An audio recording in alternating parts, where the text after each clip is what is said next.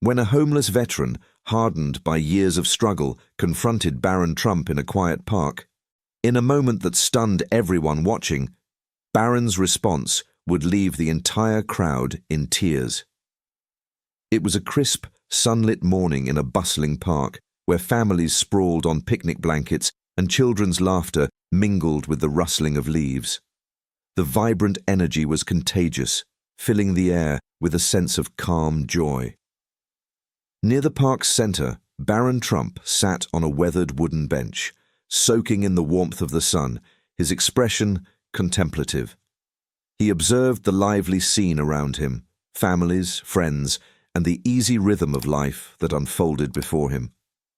Everything seemed peaceful. Then a homeless man shuffled through the park, his face hidden beneath a scruffy beard, his clothes ragged and worn. He scanned the ground for discarded newspapers, his tired eyes landing on one. Slowly, he bent down to pick it up, his hands trembling from years of hardship. As he unfolded the paper, his gaze locked onto a headline: Baron Trump, a life of privilege, what he could teach the nation. The bold letters seemed to mock him, each word a reminder of the gap between Baron's life of ease and the struggles the old man had endured. A photo of Baron accompanied the headline, looking polished and confident, a far cry from the man the old veteran had become. The caption read, "The son of a legacy, destined to lead America into a brighter future." The homeless man froze. His heart pounded. Privileged? He muttered bitterly. What could he possibly teach anyone? People like him have everything handed to them. His grip tightened around the paper, and his anger grew. The disillusionment and frustration he'd carried for years surged within him. Baron Trump's face, smiling in that picture, became the face of everything he had lost: his home, his business, his future. Where was the support when I needed it? When I gave everything for this country? He thought, his chest tightening. With a sharp breath, his eyes darted across the park. Then they landed on Baron, sitting calmly on the bench, his demeanor tranquil as the world around him moved on. The old man's fists clenched. That's him, he thought bitterly. The system's golden boy, just another symbol of everything that's wrong. Without thinking, he stormed toward Baron, the paper crumpled tightly in his hand. The words on the page burned in his mind. In a swift motion, he hurled it at Baron's face, the paper crackling in the air. You have no idea what it's like to fight and lose everything, the old man shouted, his voice raw and hoarse. The moment hung in the air, heavy, as though the entire park had taken a collective breath. The families nearby exchange uneasy glances, some instinctively pulling their children closer, whispering quietly about the scene. A man in his 30s, recognizing Baron, grins and raises his phone, ready to capture the next viral moment. Get a shot of this, it'll blow up online, he says, his voice filled with excitement. Across the park, Harold and Eleanor watch silently. The woman sighs, her eyes soft with understanding. Poor man, she whispers, her voice trembling. Her husband, Harold, doesn't respond immediately. Instead, he simply nods, his eyes following the old man with a knowing look. Near the couple, Jake, a teenager with a skateboard, laughs, assuming this is some kind of public stunt. He's not even fazed, the teenager says to his friend.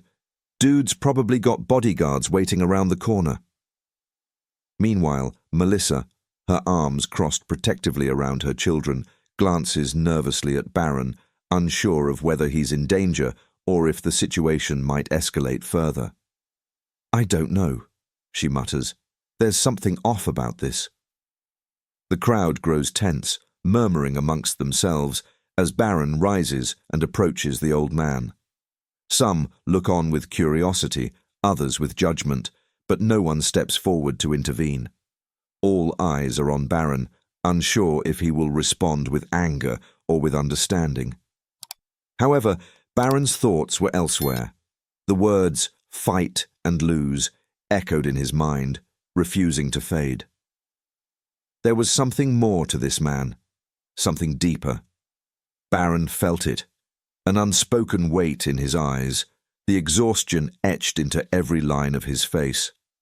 As his gaze moved downward, it caught sight of the injuries on the man's left hand, the rough scars, the twisted fingers. They told a story of hardship. It was then that Baron understood. This man had endured far more than he could imagine, though the details remained unclear. Rather than dismissing him, as most would have done, Baron began to observe with a new focus. It wasn't the anger or the madness that drew his attention now. It was the life behind those eyes. Baron found himself looking closer, not with the intention to dismiss or criticize in frustration, but with a desire to understand. As the crowd in the park watched, Baron stood up with a calm posture, one hand still in his pocket, the other resting gently on the old homeless man's shoulder. He looked into the man's eyes and spoke in a steady, measured voice. "Tell me what happened to you after the war." The words seemed to hang in the air, and the crowd fell silent. "War?" Melissa whispered, baffled. Even if he was in a war, how could this young man know? Everyone around them turned their attention to the old man, wondering if Baron's intuition had been right. The homeless man, clearly taken aback by Baron's question and the intensity of his gaze, pulled away slightly and hesitated. At that moment, he realized that this young man might not be what he seemed. There was far more to him than he had initially thought. The old man tried to pull away, but Baron's firm grip on his shoulder stopped him. "Please, tell me your story," Baron said softly, yet with undeniable insistence. "Did something happen to you?" After a brief pause, the old man slowly began to speak. "I wasn't always like this," the old man began, his voice quiet but steady. "I used to wear a good suit, just like the one you're wearing now. And other days I wore a uniform, the kind that made me feel like I was part of something bigger, something proud." He motioned vaguely, his hand sweeping through the air as if trying to grasp at something lost. Baron's hunch was confirmed. "Oh, you're a veteran?" he asked, a quiet understanding in his voice. The old man nodded, his expression turning solemn. "Yes, but the story you're asking for, it's not a happy one." Soon, everyone knew he was a veteran. "What happened to him?" Eleanor asked her Harold. "I've heard warriors who return from war go through struggles like PTSD. Maybe he couldn't find himself." The veteran overheard. "It's not PTSD," he said. "It's our policies that make us homeless." He began his story. "I served in Afghanistan for 30 years. After my service, I started a contracting business to support American troops. I've seen my best friends die," the veteran continued. Baron, listening intently, nodded. "I know you've been through a lot. Please, tell me everything." The veteran shared how everything had been going well until 2020, when the US decided to withdraw its forces. "But it's to protect our soldiers," Baron said. "Protect? From what?" the veteran shot back. "We were doing fine out there." Baron wanted to explain, but held back, instead asking, "Please, tell me what happened next." The veteran took a shaky breath, recounting how he had opposed the withdrawal only to be accused of greed. "I lost everything," he said, his voice breaking as tears welled in his eyes. He had invested everything into his business in Afghanistan, but with the withdrawal, he returned to America with nothing, only loans to pay off. "4 months passed, and I had nothing to eat," he said. Baron's eyes grew sad. The veteran continued, describing how he lost his home when the bank demanded repayment. Baron thought, "I now understand how it feels to lose everything." His father's words echoed, "If you gain so much, never get too attached, because it can all be lost in an instant. Everyone in the park was saddened, but Barron did something unexpected. He guided the veteran to sit on a bench. "Wait here," he said. "Where did he go?" Melissa asked the person next to her. Barron returned shortly with 2 hot meals and a coffee. "Let's eat first," Barron said. At first, the veteran was frustrated, but puzzled by Barron's kindness. How can someone be so polite? As they ate, the crowd watched in awe. The mother, initially confused, smiled. "He's a really good guy," Melissa said. After finishing the meal, Barron looked at the veteran with genuine concern. "You deserve more than just a meal." The veteran's eyes filled with tears. "Thank you, son. No one has ever done this for me." He reached out and held Barron's face. Barron smiled and made a quick phone call. "Meet me at the park next to the monument. I have someone who needs your help." A van soon arrived, emblazoned with Veteran Support Organization, VSO.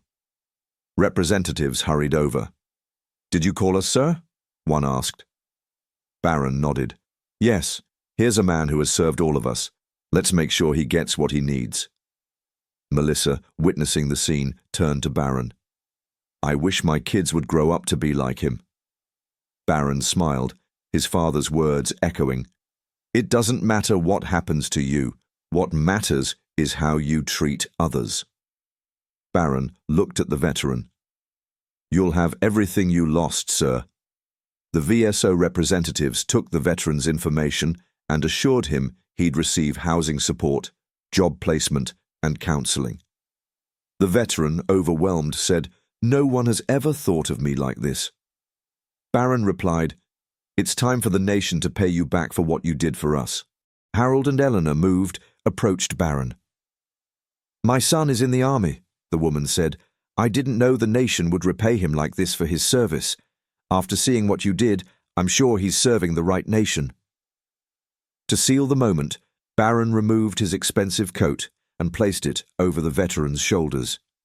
"Until you have a roof over your head, stay warm." The veteran, struggling to thank him, said, "I'm sorry for what I said before, son." Barron hugged him. "There's nothing to apologize for. I understand what you've been through." The VSO representatives arrived. "Your new home is waiting for you, sir," they said. The veteran stood. Barron shook his hand. "Thank you for your service. This is the least anyone could do for you."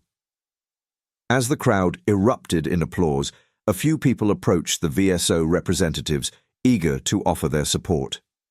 Barron, sensing the attention shifting toward him, quietly slipped away, his movements almost unnoticed, preferring to remain in the background. He had never sought recognition for his actions. Meanwhile, the veteran, now draped in Barron's coat, walked alongside the VSO representatives.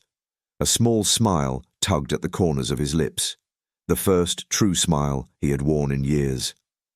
For the first time in a long while, there was a flicker of hope in his eyes as he left the park, the weight of his past struggles momentarily lifted.